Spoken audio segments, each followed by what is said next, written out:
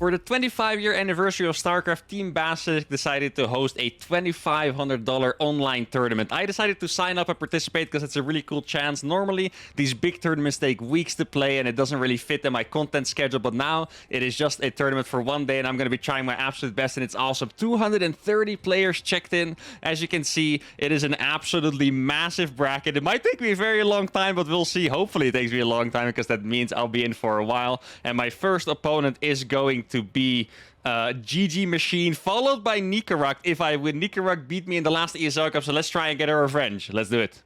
All right, here we go. First opponent is GG Machine, or Young Machine, as called on the NA server. We're going to be playing on Altitude. This map is slightly different, where the lower seed actually picks the first map, as opposed to doing a veto. So he picked Altitude, and it is a really good map for Zerg. Now, if you guys are wondering about the challenge, honestly, today, it's a pretty big occasion. It's a really big tournament with a lot of players, and I'm just kind of going to do whatever I want. I'll probably play some serious games, maybe here and there, knowing myself. I might fit like a Planetary Rush in there or something.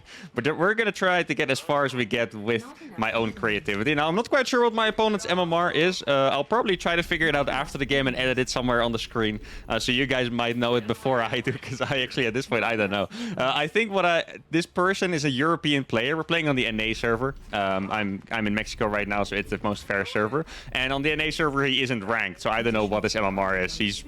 You know, he did survive round 1, so I want to guess he's at least Master League, but I have no idea, honestly. I'm just going to try to play my best, of course. Underestimating your opponent has, you know, pretty much no purpose. That only makes things harder for yourself.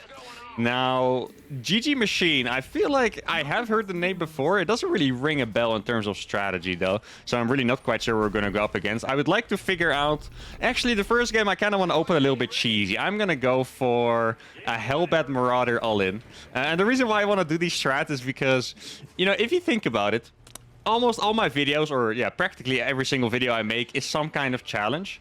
I don't really get to do builds that I enjoy outside of those challenges, right? So like a Hellbat Marauder all-in, it's a very funny build, but it doesn't really fit in any challenge besides maybe cheesing in the ESL Cup, for example, right? Or speedrunning SC2, actually. But I haven't done it in a while. I feel like I actually barely get thinking about it. I never get any TVZs in speedrunning SC2. When's the last time I played a TVZ in that challenge? I don't even remember. Probably like last episode that I just forgot, you know. But anyway, I'm gonna go for a Hellbat Marauder all in the first game, unless we are getting cheesed here. Now let's see. Now I showed you guys. Oh, I forgot to tell this, by the way. It's a 230 player bracket. And there is a loser's bracket, which means you basically have 2 lives. So this tournament, I mean, realistically, like, there's really, really sick players signed up, like World Champion, Cyril, Beyond, Hero, etc. Like, really all the best players in the world are playing. Well, not all of them, but a lot of them. But this tournament is gonna go on for freaking, like, 10 hours, I think. Like, it's gonna be such a long tournament. If I would somehow miraculously make it really far, I'll probably have, like, freaking 7 parts of this, you know. Definitely not gonna get that far, I think, but it would be really funny.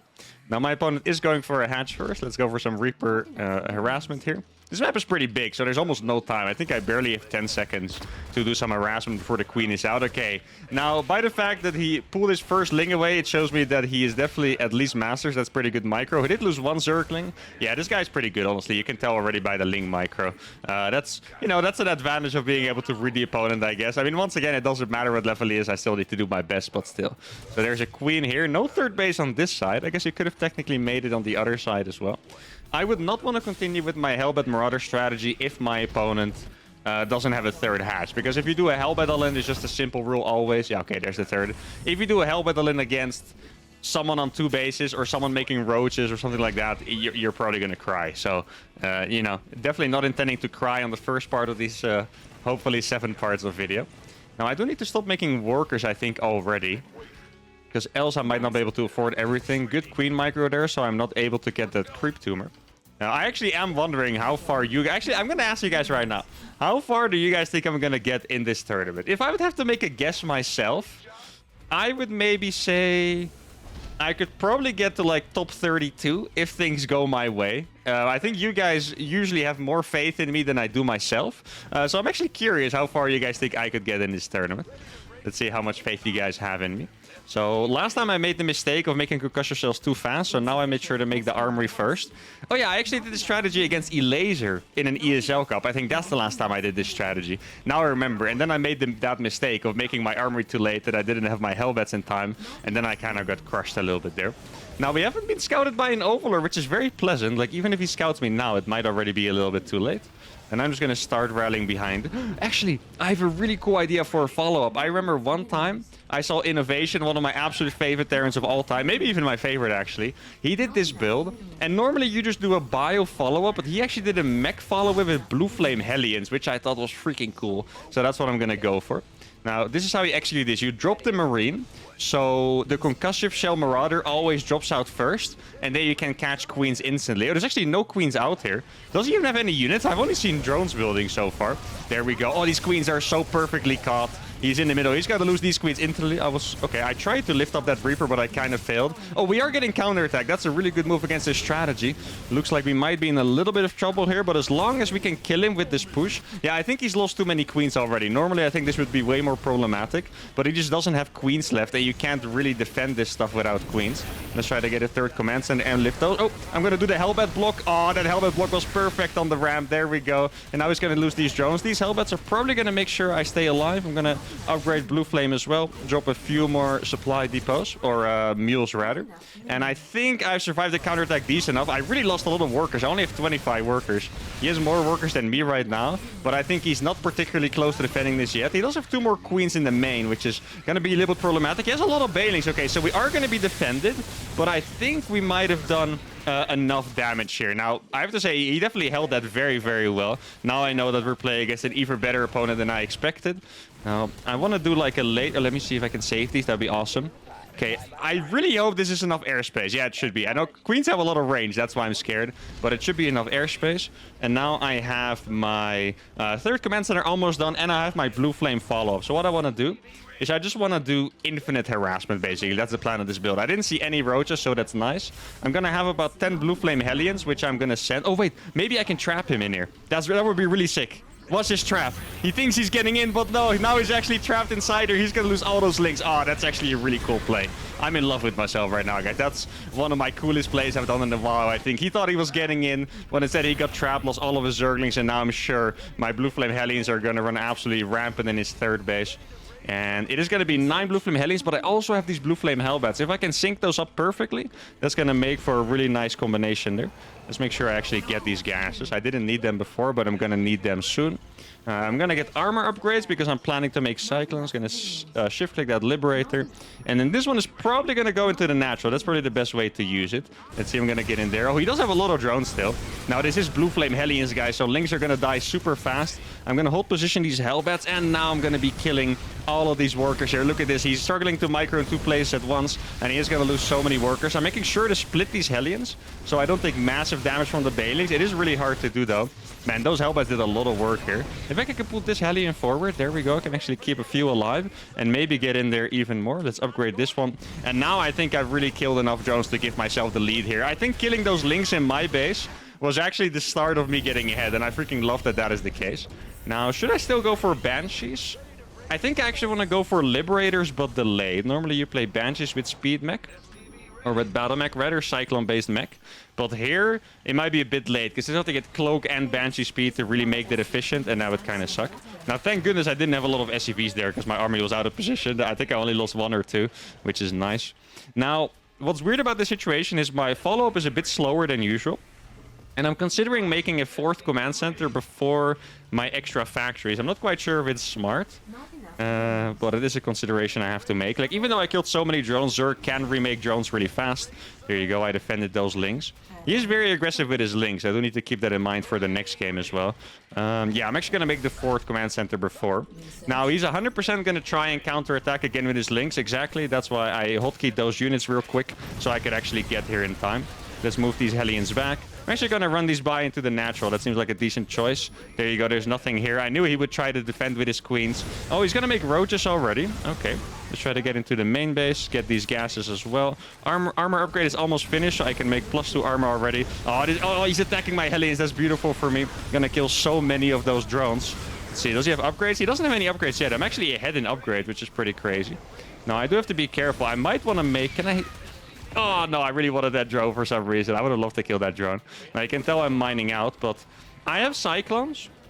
I'm not quite sure if I have enough Cyclones for the roach count, though. Is he attacking me? I don't see any units walking across the map, so maybe I'm safe for now. Cyclones are good against roaches in some situations, but not all of them. Oh, okay. Maybe I can trap these. Let's see. Can I trap them actually? No, he ran away quite well. I think I'm going to rally in between my bases because it doesn't seem like his army is that huge. I want to go for a Liberator. Actually, I'm going to make it already. Fast Liberator range. Let's be a pioneer here, guys. Let's try to saturate my bases properly. I want to make more and more SCVs because I am playing Cyclone Mech. And Cyclone Mech is the best with a lot of workers. So he has roach speed already. Still no upgrades on those roaches. I'm gonna make a couple tanks after these. Maybe I should make Liberators already, actually. Because he has so many roaches. He didn't have a little gases, so that's nice. I wonder why his lair is on his third base, by the way. I feel like he probably just did it automatic or maybe trying to hide it because I was stacking the main and stuff. Well, that is a pretty funny situation, or funny location, rather, for the lair. I'm gonna make a sensor tower. Every time I play against roaches, I make turrets because I don't want to die to, like, burrow movement. Okay, I just keep scanning because I'm mostly afraid of getting attacked here. Cyclone Mech is really good if you're the active one, but if you're pushed into a corner at your own base, it's always going to be unpleasant. Let's get Liberator range up. Armor upgrades looking good. I feel like I might even get +3 armor at a really fast time. Maybe I'll get +3 armor when he has 1-1, to be honest, because it's been going really fast. So now my Liberators are going to come up. I made 2 siege tanks. Those are going to help me with the defense, which is really nice. And ideally, I find a way to be active now. I'm a little bit afraid of those pesky Ling run-bys again, though. I'm actually going to make a turret in the main as well, because you never know when they go for Mutas. Mutas are actually kind of scary somehow for, you believe it or not, for Cyclone Mech. Well, actually, no, the Cyclones got buffed against that. I just remembered. That is actually pretty cool. Cyclone do more damage against Mutas now than before, so Mutas are actually probably not a great option. That's good to remember. So we're both on 4 bases. Once again, I really want to applaud my opponent's macro, by the way. I feel like I was going to be in a good spot, but instead he's actually playing fantastically here. Now, I want to wait for my Liberator range, and then I think I'm going to get a good attack here. I'm going to start +3 armor. I have 81 SCVs. Normally, this is when I stop. But in this case, oh, it's actually a planetary, so that's not going to do anything. But in this case, I want even more SCVs because I am playing Battle Mech. And I want to get non-stop trades while having an economy good enough to rebuild my army over and over and over. That's the plan.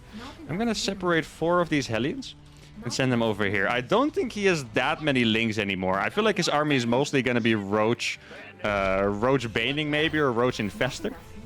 Now, still no upgrades on that Queen to be seen. I do think Queens benefit from upgrades, right? That'd be kind of crazy if they didn't. So what I'm going to do is I'm going to distract him on this side. He's making a hive now. That is good to know. I'm going to distract him here. And then I'm going to get in on this base. Oh, this is going to be such a good position here, guys. Check this out. He doesn't have his units present. I'm going to morph all of these into Hellbats. Let me get the servos upgrade as well. And now, yeah, this is just a fantastic position. Let me make sure to scan there so I don't get surprised from a flank. And I'm going to be able to kill this base. Let's see. Yeah, he still has absolutely no upgrades. I have +2 armor already, and he has no upgrades whatsoever. I need to spam bases now to make sure. His army looks very strong. I could totally lose my army. I just want to make sure I can always rebuild what I have. Now let's retreat from here, because it's starting to look a little bit dangerous, especially if he had a flank on the way. So he has a little spine. So there we go. Okay, only a few units lost. That's not bad, honestly. Now let's attack this. He might try to attack into this, but I'll be pretty happy with it because the Liberators are going to do a lot of damage. Cyclone Lock-on's looking great there. I did lose 2 Liberators for it, but that's completely fine. Let's get a second starport as well. Going up to 8 command centers. That's almost where I want to be. I feel like I want to have at least 10. That'd be nice. I'm going to send these 2 Hellions. Oh, there's the other Hellion. I couldn't find it for a second. I'm going to shift-click those all the way to the other side. And then make sure I keep denying creep. Now let's go up to 10 command centers, take this base as well. And I never want to lose my full army in this situation. I always want to make sure that I can control the map with something. That is the plan. Let's see. Maybe I can get a really nice position here. I would guess he has this base. Yeah, exactly. There we go. He has this base. And now I'm going to be able to deny that completely, which is fantastic. Free Infestor as well. Always nice. Now, oh, he has a little Lings, but my Hellbats are going to absolutely destroy those. There we go. That was beautiful. I want to make a couple more factories as well. I guess I'll just make them in the middle here. Now, he's going to try to attack in this. His Ravager count is starting to look very scary, but he actually doesn't really have upgrades. Like, he doesn't have upgrades at all, in fact. Let's see. I'm going to try to escape from this one. I'm actually going to keep 2 Hellions here. If he makes the same move he did before, yeah, exactly. Then I can maybe get in there. Let's see. I'm going to siege these. Keep in mind, my economy is so much better right now. I really want to get these trades. There we go. We're getting in here. Oh, he actually had Queens following them. Well done by him. Good Fungals as well. But I kept most of my army alive, and I took a pretty good trade. I'm going to make a planetary fortress there in the middle, in case he ever wants to go for a big push through the middle. I got 5 Liberators here, which is pretty fantastic. Try to get these gases up, make a planetary as well. Let's see, where is he gonna go? Okay, maybe he wanted to go for another flank, actually. That doesn't look like his whole army, that's why I'm saying that. I'm actually able to hunt some overlords here, which is really nice. Let's try to get a planetary in the middle here as well. Maybe some more sensor towers. And then I'm gonna try to take a step forward with these liberators here. Okay, oh, he's actually going in here. I do think I have enough liberators that... Okay, he did kill one of them, and the second one is almost dead. Maybe it's a good time for me to make siege tanks instead. And I'm mostly saying that because I feel like I have a good lead. Siege tanks are always going to trade pretty decent. And he's killing a lot of my army, but as long as I have a few libs alive, this position is going to stay up. I really don't have any units at home at this point, which is a little bit unfortunate. 90 SCVs. Probably can make a couple more. Let's see, let's try to rearrange the saturation a little bit. As you can see, a lot of my stuff is already mined out. Take this gas. There's probably another command center for the right side. Now, maybe I can abandon this post and just keep 2 liberators here, because he can see those liberator cycles. And what that means is that if he walks there, he's going to think my army is still there, right? Because he sees the liberator cycles. Or circles, I should say, rather. But in the meantime, I'm actually somewhere completely different. And let's get another sensor tower up here as well. He has 1-1 now. Actually, I didn't realize, but I think I had... I said I was going to have +3, but he had 1-1. But I think I had +3 before he had 1-1 even. Now, I should probably just kill this gold base thing, right? Or should I maybe... I think killing the base is more important. I feel very safe. I don't think I'm going to be able to be attacked through the middle. So I can probably just do a lot of damage over here. I would like to get some more trades, though. I don't think I'm getting enough trades right now. Let's see. Let's try to kill this base. I don't have enough liberators either. I only have 2 liberators on this side, which is annoying. Let's see. Oh, they were hotkey with my main army. I was wondering, what the hell are you guys doing? But they were accidentally hotkey with my main army. Let's see. He's making a lot of banelings. I mean, I'm going to get some siege tanks here, which is really nice. Let's try to siege these up as well. Get some more hellbits in. He's going for brute lords. Okay, should I do something in particular about that? Probably make some Thors would be nice. Let's make sure I keep all of these alive. Oh, actually, this was a really good trade. I thought I was going to get owned way more one-sidedly here when he moved in, but it doesn't really seem like he has that big of an army left. Oh, this tank is doing so much damage, by the way. Look at that freaking tank. How much damage do you guys think that tank did all by itself? Probably way too much. Now, I have a lot of liberators. I'm actually going to make a few Vikings. Making Vikings is very scary, by the way, to be honest, against Zerg. Because Vikings are very flimsy. If they get fungal, they're going to be dead. But if he gets Brute Lords, I think it might be nice to have a few. And I'm just going to make sure to kill these rocks so I can take this base. It is going to be an orbital unless I make another command center. I think I'm just going to take it and put a command center next to it. A future command center. To make that into a planetary. Now, this first game has already been way more intense than I expected, to be honest. Like, this has actually been a pretty challenging game. Now, I think we're getting at an army where we can maybe close out the game. It is pretty hard to close out the game. I'm actually going to send these Cyclones with 2 Hellions to the left side. The reason why is because those 2 Hellions are going to protect them from any amount of links. Well, not any amount of links, honestly. I don't have +3. If you have +3, maybe they would, but it's going to protect me from a decent amount of links. There you go. Those links are going to die. And now I can force him to come to the left side, snipe the base on the left side, and then attack on the right with a bunch of Liberators, Vikings, and Thors. That should be a pretty nice idea. Let's see.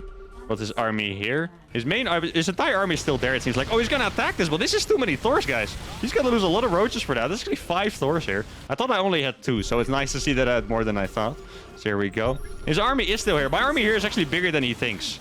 I should be able to kill that army that he has.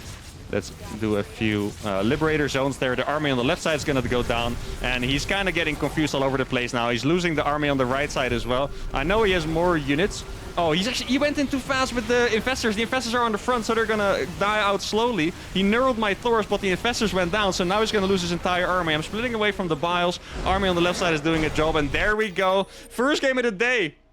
I was actually expecting that I would win pretty comfortably, like 8 minutes. Ended up being an 18-minute 30 banger, though. We did look very strong here. I really like my playstyle. I don't think I made too many mistakes. And it's a really fantastic warm-up. Let's go for game number 2. All right, game number 2 is going to be on Gressfan. And I asked him for his MMR because I think it was playing so well. I wonder if you guys could have guessed his MMR. He said he was about 5.3k. So that's obviously pretty good. That's usually around the border of low Grandmaster. I would have guessed a little bit higher, maybe like 5,700 or so, because I actually do think he played really well. But that is promising. I'm not sure if this is like a young player or something like that. If it's a young player, it would be really cool. I always love seeing new talents pop up. That's always awesome. Now, I think because he seems like a macro player, I should be good to go for Command Center first here. Now, Command Center first is actually a very real build. I know in a lot of people's minds, Command Center first is kind of like a trolley build. You probably shouldn't do it. It's very risky, but it's actually just a good build. You only risk losing to like very early all-ins or very committed cheeses, right? But yeah, it's actually pretty nice to do. And if you play against someone who you know isn't going to cheese you early, it is extra pleasant. And this is actually a secret trick that many people don't know. So you have pool first builds, right? You have 12 pools. You have regular pool first, which means usually like a 16 or 17 pool. And 12 pools, almost no one does it. When I play Zerg, I 12 pool, but I'm a little bit crazy, right? But most people, they wouldn't 12 pool. But if they go for a regular pool first, which is 16 pool, CC first is actually a hard counter. And that sounds crazy, but the reasoning is that by the time Zerglings hit from a 16 pool, your command center is actually already finished. And you have a wall. So there's nothing for the Zerglings to do. You just have a full CC up. If you go for a regular Reaper expand, your command center is not finished, and that's when they deny it, even if you have a Reaper. So command center first is literally the best build you could possibly do against a 16 pool, a regular pool first. So if my opponent is going to go for that, that would actually be very nice for me. This is actually a trick that a lot of pros use. When... I always notice this in like DreamHack Europes and stuff. When like a pretty good Terran plays against a really good Zerg, so let's say Spirit, who's a fantastic Terran, but not quite World Championship level, plays against Serral, for example, who's absolute god tier. CC first is a really good option because those really good Zergs tend to play pool first because they want to be safe against the 2-rack. So that's how Terrans very often get ahead. It's always a really cool like back and forth mind game. Now, I haven't seen anything yet. Let's see. Okay, so we're playing against the Hatch first. Still completely fine for us, of course. Now, one thing that could be in our advantage is last game I didn't see him scout early on with an Overlord. Oh, okay, he did scout it this time. So last time I didn't see him scout, so he stayed around here with the Overlord. And then he might not even know that we're going for a CC first. Now, I'm not quite sure what I want to do as a follow from here. I really like my variety. I think my mech play looked very cool in game number 1. But I think I prefer going for Bio here, just to see if I can warm up both my styles. I could keep this Reaper at home. I'm actually going to send it out, see if I find the Zerglings on the map, and if I don't find them, I'll send it back to be safe. Because Hellions are definitely a little bit delayed with this build order, right? Let's see if you can find any Zerglings here. Maybe send them around this way, and then we'll just go back to our own base. And just be safe for a little bit. I don't think... You know, judging by the first game, obviously it's kind of hard to read people based on one game, but it does seem like he really likes to play macro games. And I say that by the fact that... oh, there, we found the Zerg. Like, a really good decision to come back home. Very happy with that. Even if he was behind, and at some point he was winning... or no, he was never winning, but he was doing pretty well. He never really like all-in or anything like that. So it seems like he's just a player that likes to play macro games. Let's kill this Zergling over here. I think I'm not going to lose anything here. A little bit of mining time. Mostly he distracted me. Once again, pretty good Ling micro by him. We are in a little bit of a dangerous position because I didn't manage to scout for roaches because of that distraction. So if it is roaches, you know, I can't lie. We are going to be in a little bit of trouble. I'm going to make a fast third command center because that was my build. No roaches in the middle of the map yet, which is very pleasant to see. Probably has a third base right up here if I had to guess. Let's check the natural first. Oh, that's a pretty late creep tumor, huh? Okay, he injected first. That's always a little bit suspicious. Usually you always want to drop a creep tumor first. Now, 4 minutes have expired. Almost. So I'm going to check if he had... This is the best way to scout, by the way. I'm going to check if I'm being all-in by going for the gases. Yeah, okay, there's the Roach Warren. This is the classic Roach all-in here. And I'm not sure if we can defend that. I hope the roaches aren't already on the way. If he's doing the classic version, that means the roaches aren't here yet, which would be fantastic. I want you to come here as well. Let's try to get a tank out. And another Liberator. I'm going to make another Liberator, but not to defend, actually. This sounds a little bit crazy. I'm not going to use it to defend. I'm going to use it to do as much counter damage as possible. So even if I lose SCVs, we will be able to climb back into the game. That's the idea. And then I'm going to... Okay, I'm actually pulling some Lynx back. That's really nice. I'm going to kill a lot of Lynx here. That's fantastic. And I mean, he's even chasing with the roaches. Okay, this is really nice for us. The fact that he came back with a roach even. That means his attack is going to be that much weaker. And I'm going to do something a little bit crazy. I'm going to make my engineering base before my barracks is. Because upgrades are one of the best things you can do. Or can make against styles like this, because that's how you get ahead with Terran. You hold it, and then you have upgrades behind it. So I'm going to send out another... This Liberator is doing absolutely fantastic, by the way. I should have made another bunker already, probably. I'm going to send out this Liberator as well. I'm just going to siege it, because I will forget about it 100%, I think. And then I'm going to have to... He's probably going to have some Ravagers, and I will have to repair my bunkers against it. I did manage to kill the Queen, which is massive. I feel like he's very indecisive here, guys. He should have gone for it already, but he keeps pulling back and then still going for it. And that's his biggest mistake so far. Let's see if he can actually... Oh, I need to repair that bunker instantly. Oh, he does have a lot of Ravagers here, guys. This is going to be a tough one. Let's see. He went for the bunker or for the tank first, which is really nice. Let's try to repair both bunkers. Both bunkers are being repaired. I have enough SCVs. I'm actually going to drone drill these Ravagers here. That's the best play I have. And repair these bunker. Both of my Liberators are doing fantastic. Let's dodge those biles. Pull these SCVs back because they're just dying right now. And I think we have survived. Both Liberators getting so many freaking kills. He's not going to be able to break me. This Liberator has 7 kills. This Liberator has 18 kills. And there we go. Fantastic hold there with the Liberators. Guys, that was actually very close. He had way more Ravagers than I expected. That was like 8. I thought it was going to be like 4 or something. That was crazy. But a fantastic dub anyway. Very happy with this one. And this game was just classic me doing a good build and scouting well with the normal timing. A fast Roach all-in would have been tough, but I read him well. And this sounds crazy, but the all-in he did is a standard all-in. This is the most common cheese Zergs will do. I scouted for it at the perfect time. I reacted, and that was it for round number 1. Now, I think it was a really good best of 3. You guys will have to tune in to part number 2 for the next series. Thank you all for watching. Be sure to like the video, subscribe to the channel, and I'll see you all for the next one. Adios.